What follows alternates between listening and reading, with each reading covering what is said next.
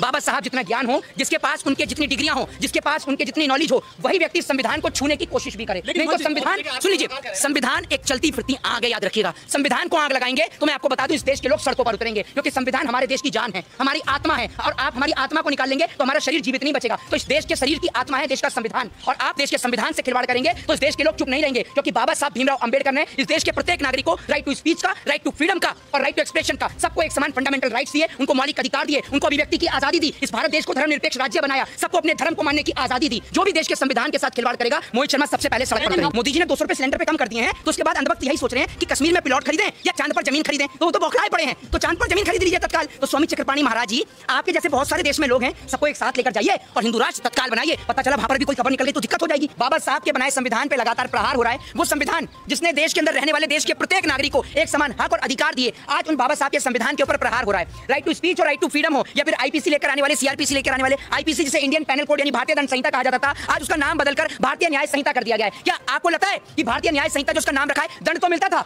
लेकिन न्याय नहीं मिलता है? कि जिस चंद्रयान की आप बात कर रहे हैं, उस चंद्रयान का लॉन्चिंग पैड बनाने वाली कंपनी के जो लोग हैं, उनको 17 महीने से वेतन नहीं मिला। देश के प्रधानमंत्री जी किस मुंह से इसरो को बधाई देते हैं? जरा ये बताइए ना आप मुझे। 17 महीने से जो उनकी जो पेंडिंग है, जो उनकी तनख्वाह वो दे दीजिए, उसके बाद आप उसको शिवशक्ति कौन घोषित कर दिया है मोदी सरकार ने? देखिए, बिल्कुल आप कुछ भी घोषित कर सकते हैं। आप स्वतंत्र भारत के स्वतंत्र नागरिक है। देश की सरकार के पास लोकसभा, राज्यसभा, हर जगह बहुमत है, हर चीज अपनी। आप ये कहते हैं कि एक बेलगाम घोड़ा होता है ना, वही बेलगाम घोड़े के साथ बीजेपी भाग रही है। सिलेंडर पे 200 रुपए घटाए, मीडिया का तो काम क्या है ना, मीडिया का बस नहीं चल रहा। मीडिया तो सरकार का जूता उठाकर उसको डायरेक्ट चाटना शुरू कर दे। मीडिया की हालत तो इस वक्त इतनी खराब है कि बस नहीं चल रहा कि मोदी जी जूता उतार के रखें और उनको बोल दें कि पॉलिश करने की जरूरत नहीं है, हम चाट के साफ कर देंगे। इतनी गंदी हालत हो चुकी है मीडिया की। तो दूसरी बात ये कि जब मीडिया के अंदर जब 200 रुपए सिलेंडर के दाम घटाए गए तो पूरे देश में इंटरव्यूज की लाइन टू लाइन लग गई मीडिया के अंदर। लेकिन जब इस देश के अंदर सिलेंडर पर 700 रुपए बढ़ाए गए, तब एक भी मुख्यमंत्री का इंटरव्यू नहीं, और 200 रुपए कम किए गए तो 6 स्टेट के मुख्यमंत्रियों का इंटरव्यू लिया जाता है। एक बात मुझे बताइए, ये मीडिया जिसको आप मीडिया समझते हैं ना, ये डेमोक्रेसी का 4th पिलर था, और मुझे ये कहीं से नहीं लगता ये डेमोक्रेसी का 4th पिलर है। ये 4th पिलर आज की डेट में पैसे का गुलाम हो चुका है। और मैं तो ये सोचता हूं कि घर जाके अपने बच्चों से भी कैसे नजरिए मिला पाते होंगे। देश के प्रधानमंत्री जी एक नया बिल लेकर आए हैं, जिसके लिए संसद का स्पेशल सत्र बुलाया जा रहा है। आपको पता होगा कि जो कह रहे हैं कि एक ही चुनाव होगा, आपको पता ही है। तो जो देश के प्रधानमंत्री जी वन नेशन वन इलेक्शन का जो प्रस्ताव लेकर आए हैं, तो मैं कहता हूं कि इसकी शुरुआत सबसे पहले उत्तर प्रदेश के अंदर करी जाए। उत्तर प्रदेश के अंदर राष्ट्रपति शासन लगाया जाए और वन नेशन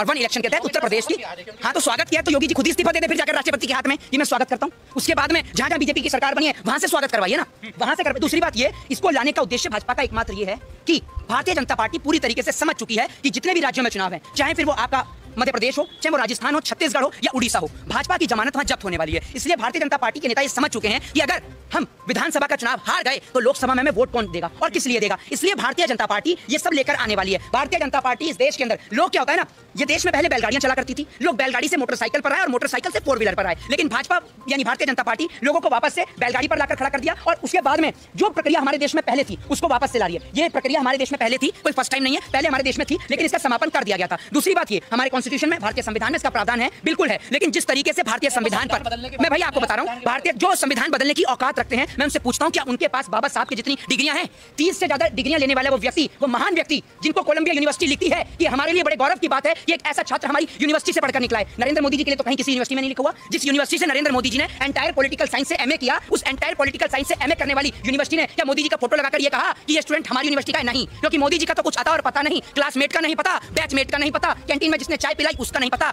देश, मोदी जी ने कहा कि मैंने चाय बेची, चाय बेचते हुए किसी ने नहीं देखा, लेकिन देश बेचते पूरा देश देख रहा है, लेकिन सब चुप और मौन है। मैं कहता हूं कि जिसके पास बाबा साहब जितना ज्ञान हो, जिसके पास उनके जितनी डिग्रियां हो, जिसके पास उनके जितनी नॉलेज हो, वही व्यक्ति संविधान को छूने की कोशिश भी करे। नहीं तो संविधान, सुन लीजिए, संविधान एक चलती फिरती आग है, याद रखिएगा। संविधान को आग लगाएंगे तो मैं आपको बता दूं, इस देश के लोग सड़कों पर उतरेंगे, क्योंकि संविधान हमारे देश की जान है, हमारी आत्मा है। और आप हमारी आत्मा को निकाल लेंगे तो हमारा शरीर जीवित नहीं बचेगा। तो इस देश के शरीर की आत्मा है देश का संविधान, और आप देश के संविधान से खिलवाड़ करेंगे तो इस देश के लोग चुप नहीं रहेंगे, क्योंकि बाबा साहब भीमराव अंबेडकर ने इस देश के प्रत्येक नागरिक को राइट टू स्पीच का, राइट टू फ्रीडम का और राइट टू एक्सप्रेशन का, सबको एक समान फंडामेंटल राइट्स दिए, उनको मौलिक अधिकार दिए, उनको अभिव्यक्ति की आजादी दी, इस भारत देश को धर्मनिरपेक्ष राज्य बनाया, सबको अपने धर्म को मानने की आजादी दी। लेकिन आज इस तरीके से धर्म के नाम पर लोगों को बांटा जा रहा है और धर्म के नाम पर देश को तोड़ा जा रहा है। तो आपको एक बात बोलना चाहता हूं कि जिस भी व्यक्ति ने इस देश के अंदर धर्म के नाम पर देश को तोड़ने की कोशिश करी है, या तो वो कब्रिस्तान में कब्र के अंदर दफने पड़े हैं या फिर शमशान के अंदर जले पड़े हैं, चाहे वो अंग्रेज हो चाहे फिर वो देश के तोड़ने वाले कोई भी व्यक्ति हो। जो भी देश के संविधान के साथ खिलवाड़ करेगा, मोहित शर्मा सबसे पहले सड़क पर उतरेंगे। मेरी बात सुन लीजिए, कथावाचक जो है उनको ये नहीं पता, बहुत सारे कथावाचक मैं देख रहा हूं, आज का दौर कथावाचक का ही है। एक वो देख रहा हूं, वो पंखे वाले बाबा पंखे से आशीर्वाद दे रहा है रोककर। बहुत सारे नए नए ट्रेंडिंग नमूने आ चुके हैं। एक पहले आया था, आपने देखा होगा,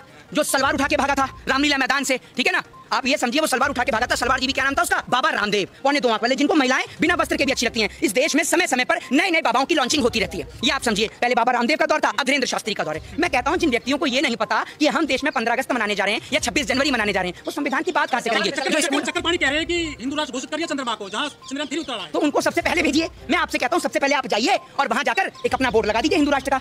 200 रुपए कम भी हो गए हैं, मोदी जी ने 200 रुपए सिलेंडर पे कम कर दिए हैं। तो उसके बाद अंधभक्त यही सोच रहे हैं कि कश्मीर में प्लॉट खरीदें या चांद पर जमीन खरीदें, तो वो तो बौखलाए पड़े हैं। तो चांद पर जमीन खरीद लीजिए तत्काल। तो स्वामी चक्रपाणी महाराज जी, आपके जैसे बहुत सारे देश में लोग हैं, सबको एक साथ लेकर जाइए और हिंदू राष्ट्र तत्काल बनाइए। पता चला वहां पर भी कोई खबर निकल गई तो दिक्कत हो जाएगी, इसलिए वहां जाइए और तत्काल हिंदू राष्ट्र बनाइए, क्योंकि वहां का टेंपरेचर 70 डिग्री है और 70 डिग्री में ह्यूमन बॉडी नहीं रह सकती। लेकिन ये लोग तो नमूने हैं, अजूबे हैं, ठीक है ना, कि देश के अंदर नफरत फैलाने वाले लोगों को और हर चीज को हिंदू और मुसलमान से जोड़ने वाले लोगों को चंद्रमा पे सबसे पहले भेज देना चाहिए। कोई इनसे पूछे कि आपका मानसिक संतुलन स्थिर है या नहीं है।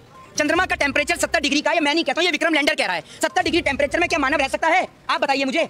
मैं आपसे कहता हूं आप पत्रकारिता करिए, कोई मदारी का सर्कस का खेल मत चलाइए। सरकार के मदारी मत बनिए कि सरकार के नेता क्या कहते हैं और लोग क्या कहते हैं, आप उनकी बात पे यकीन करने लगे। फिर उसके बाद में भारतीय जनता पार्टी के एक नेता कहते हैं कि अब चंद्रमा के बाद हमारी सूरज पर जाने की तैयारी है, जिसको लेकर सोशल मीडिया पे अंधभक्त ये लिख रहे हैं। उनको ये नहीं पता कि सूरज का तेज कितना है, उनको पता नहीं है इसके बारे में, तो वो उसमें अंधभक्त ये लिख रहे हैं कि हम सूरज पर रात में जाएंगे। ऐसी कौन सी जगह जहां रात को सूरज निकलता है? जरा इन सवालों का जवाब दें।